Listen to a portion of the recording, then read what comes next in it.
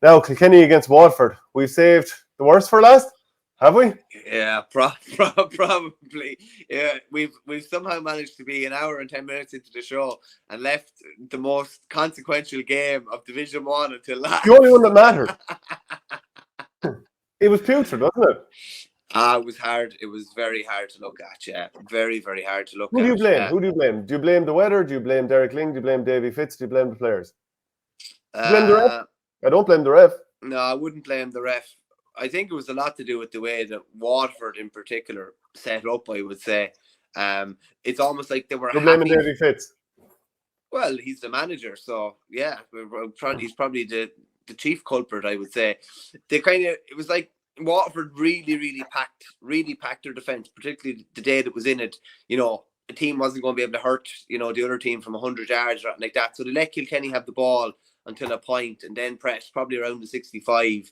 The ball going into the two sets of forwards was probably not hectic at different times, but there was always a surplus of defenders. Tom Barron had a goal chance. That was probably the height of it, I'd say. And he should have hit the ground. He really should have hit the ground on a wet day.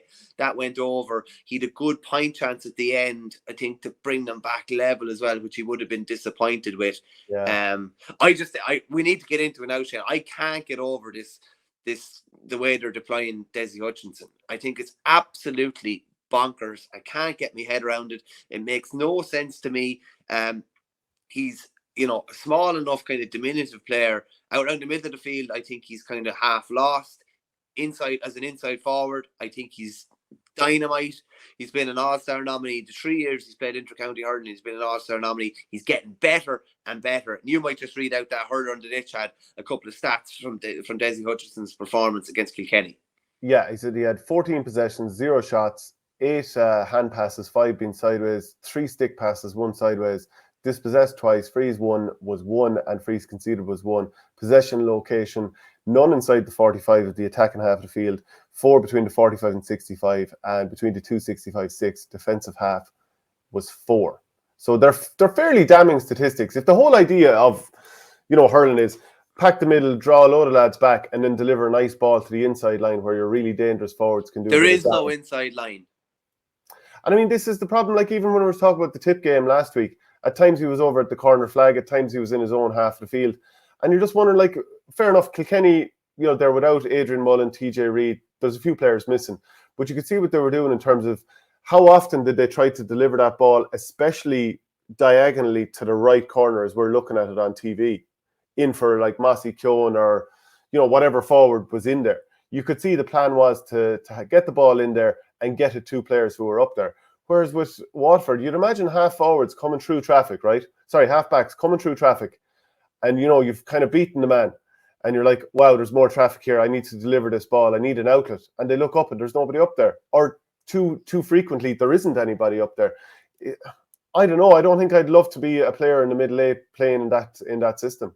If you were Waterford manager and, you had John Milan in your team, would you play him in the middle third?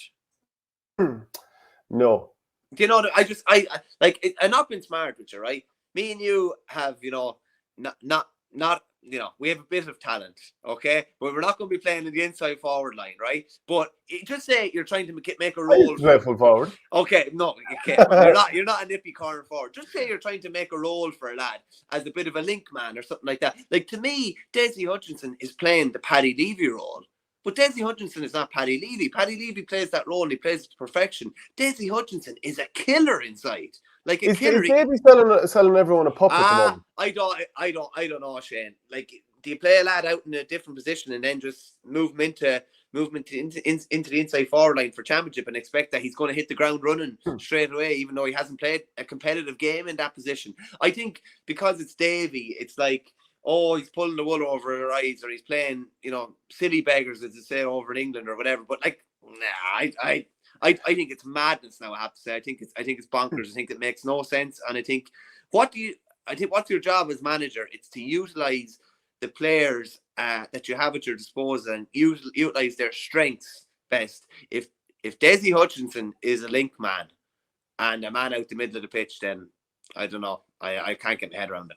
Yeah, well, look, So there are plenty of people commenting saying that they think that that won't be Desi's role when it comes to the championship. But I'm trying to think of it. Put yourself in the situation. If you're a new manager coming into a team, he's been at Waterford before, but basically this is a completely different team than what he's had before. So he's getting used to them all and all that kind of stuff. And you've got those 5 league games that you're guaranteed. Maybe you get playoff or knockout, maybe you won't. But you've these 5 games where you're guaranteed to be able to trial out what you have, what you've been practicing and training. I don't think you'd go through the entirety of the league and not try out a player in a position where you're going to play him in the championship, because you've so few opportunities. It's not like, John Kiley could play, I don't know, Peter Casey cornerback for the first 5 games of the league. But because they've played it so many times over the course of the last 5 or 6 years, he knows he can throw him back up corner forward, or whatever his role is. So I just think it's unlikely that Desi will now revert back to the inside forward line. Maybe I'm wrong, but it seems to me like this is the plan and they're going to live and die by it. If you were manager of an opposition team and you saw Desi Hutchinson out around the middle of the field, with due respect to Desi, you'd be laughing. You really would. You'd be thinking, like, he's just not going to hurt us from out there. Desi's got a really good strike for an inside forward, but his range is probably like, I'd say 65 and in. He's not going to hurt you from out the pitch. And like his size is brilliant for inside because he's pacey, he's dynamic, he's elusive, he's hard to. But out around that middle third, just going to have big lads running into him the whole time. I don't think it makes any sense.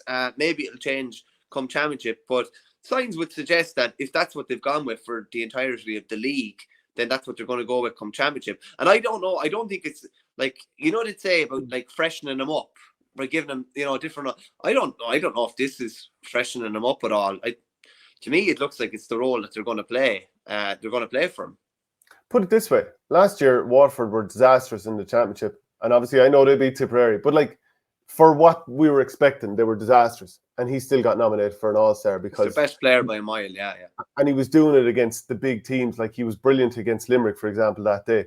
Like you can't take him out of his best position. Maybe they'll put him back in. We're not totally prejudging, but if this is the way, it just doesn't make sense. Porter says, you have a bit of talent. This was your quote, not mine. Who's the better hurler? He played inter-county. It's obviously him. Jesus, I didn't think he'd give it that easy. Yeah, look. I just don't think I'd have a leg to stand on here. Okay, fair enough. I'll take that. I was surprised at that. I was expecting a 10-minute debate, to be honest with you. Yeah, but to be fair, it's not much to write home about, is it? Yeah, that's true. Yeah. So we'll see when we do the Pat Ryan skill challenge. Okay? Yeah. Oh yeah, that'll be an interesting. So like we're talking there about, does this style suit Waterford? It doesn't seem to suit Desi as things stand. Now look, maybe things will change. Maybe he looks at him like, if I can have him used to this role, and when it comes to summer and the ground hardens up and all this kind of stuff, that he can almost Tony Kelly things for me, run everywhere. Maybe that's the plan. We're not entirely sure. But does the overall game plan suit Waterford? Did it suit Wexford? But do you think this suits Waterford? I don't know. I think they're caught between two styles at the moment. Liam Cattle sides love to run, okay? They do, and they Tipper running a lot, but they also are not averse to hitting a 70-yard ball into lovely bit of space. Whereas Waterford, to me, a lot of it is just running and running and running and running. And at times, remember that Stephen Bennett goal chance against, what should have been a goal chance against Tipperary? He looked to hand pass the ball to someone, as there would have been someone there in Cattle's time. There was nobody there. There was lads getting the ball out around the 65 yesterday and not able to shoot and looking to hit a ball inside, and there was nobody in there. I'm not sure. Like, if you have Mikey Kiley, if Mikey Kiley's going to be fit come summer, like, you have a big target, man. Like, I think Desi in around him in a 2-man inside line, maybe potentially with Patrick Fitzgerald playing outside him or somebody else playing outside him. Like, I'm not sure if they're utilising what they have at their disposal, because they have a lot of really good players to use. And also, you're going into the championship now with, so this is like, we're talking about managers being clever or whatever. Austin Gleeson will not have played a competitive game, will not have started a competitive game in 2023. Going into he did against Tip. He just came off early. Okay, he will not have played more than 40 minutes in any game, I'd say. Oh, more than a half hour. More than a half hour, yeah. In 2023, if Desiree Hutchinson goes back inside, he would have not played a competitive game inside for Waterford in the Championship. Mikey Kiley hasn't played, probably won't have played in maybe 6 to 8 weeks by the time he's back. Same with Prunty. I know John Milan said it in his column in the Independent on Saturday. There are a lot more questions than answers about Waterford, and that was before last weekend. And I think there's probably even more after yesterday's game. Okay, so let's talk about Kilkenny then. And there was some good things in this match. The fact that they came behind to get the win is good. Obviously, they're kind of franking the form that they showed to some degree against Dublin, and it's helping banish the memory of what happened against Tipperary. In terms of the scorers in this match, Billy Drennan, he scored 10 points. 9 of those were frees. He's showing some good form. Like, to be fair, Conor Ryan did quite well and came out with a few very good balls as well, but Drennan also won a couple of frees. Conor, it was all basically, no player for Kilkenny scored more than a point from play. So Drennan scored 1 from play. Conor Fogarty, Shane Walsh, John Donnelly, Mossy Keown, Owen Cody, Dara Corcoran, Alan Murphy, and Grode Dunn. So that's a good thing that you have a lot of lads contributing. It's not a great thing in another way.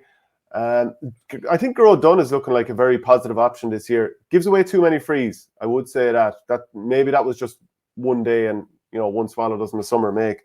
Another thing I noticed, Paddy Deegan was playing as that sort of sweeper type role coming back from number 12. And look, maybe it was the day that was in it. Both teams were trying to run it through the middle at times, and both teams were struggling with it. But the amount of times that Deegan, as the first receiver of the ball, would just put snow on it. Kilkenny didn't create a goal opportunity except for when a long free from Darren Brennan was spilled inside the 6-yard box by Tadhg de Burka. And then I think it was Mossy Keown might have pulled on it. He pulled and missed and then pulled again. He was disappointed he didn't finish it. So they didn't create a goal opportunity at all, which is very unusual for Kilkenny. You'd always think they'd have a few goal opportunities here and there. So I thought him playing that sort of first receiver type role, it's rugby terminology, I know it's horrible, but I think it's very vivid terminology at the same time. I'm not sure that worked. I'm not sure starting Keane Kenny wing back, and I know there are certain people locally who do not like this move at all. He whipped him early. It's not the first time he's whipped him early. So I'm not entirely sure if that's working. Not sure where he's going to play this year, or whether he's going to play now, because he started, am I right in saying he started centre forward? He was midfield, he was wing back. He's kind of caught in limbo now going into the summer. There's a lot, I think David Blanchfield has one of the half-back spots probably nailed down at this stage. Dara Corcoran hasn't played maybe as much as I would have liked. I'm not sure if he has that kind of nailed down yet. It's funny what you're saying about Paddy Deegan, because Pádraig Walsh has generally been that player receiving the puck out. I don't know if he was marked a lot yesterday or whether he was occupied. Well, I was saying Paddy actually started at 6 with injuries, usually sweeps, so it can just be hard to tell at times what way things have been reorganised. So fair point, Seamus.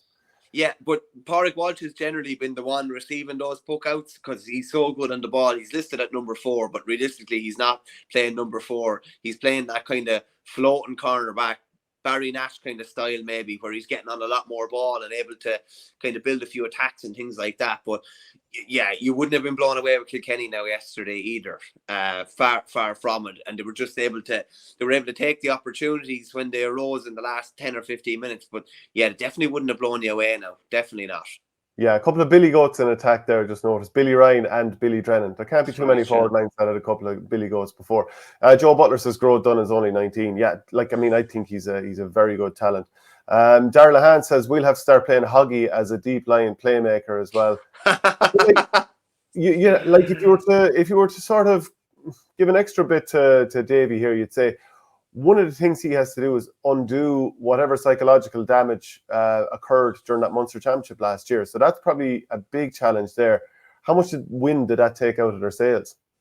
Yeah, fair bit, I'd say. He actually mentioned it after. He just said, I know the beating that was inflicted on them in the final round by Clare last year. It was tough to come back out of that place.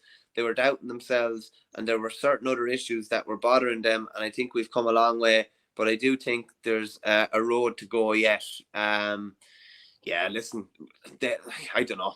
No, I'm not sure what to say. But I wouldn't be bowled over with confidence about Waterford going into Munster now, I have to say.